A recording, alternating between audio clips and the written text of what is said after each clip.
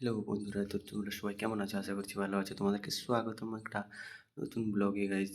তো আমরা রুম থেকে বেরিয়ে গেছিলাম কাজের জন্য। এক সাইডে দাঁড়িয়েছিলাম, রাস্তার দাঁড়িয়ে দাঁড়িয়ে হনুমান দেখছিলাম। দেন হনুমান দেখতে দেখতে দেখলাম যে এক সাইডে অনেকগুলো হনুমান এসছে। ওই দেখো দেখা যাচ্ছে দাদারা তাদের সঙ্গে খেল করছে। হ্যাঁ, কি হাসি! ওরে বাবা, দেখো দেখো দেখো কীভাবে ভেলকাচ্ছে হনুমানগুলোকে।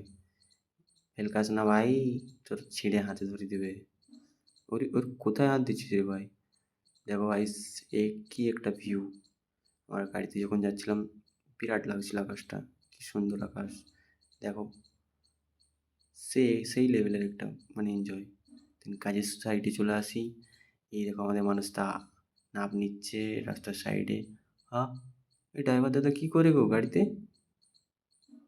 আরে আরে রে রে রে রে রে রে। আরে ভাই, দেন আমরা দুপুরে লাঞ্চ টাইমের জন্য একটা জঙ্গলের পাশে বসে গেছি, খাবো বলে। খাওয়া হয়ে গেছে। দেন খাওয়ার পরে একটু রেস্ট নিচ্ছি। এই দেখো সবাই সাইডে বসে আছে, সকল সকল বসে আছে, খাওয়া হয়ে গেছে আমাদের।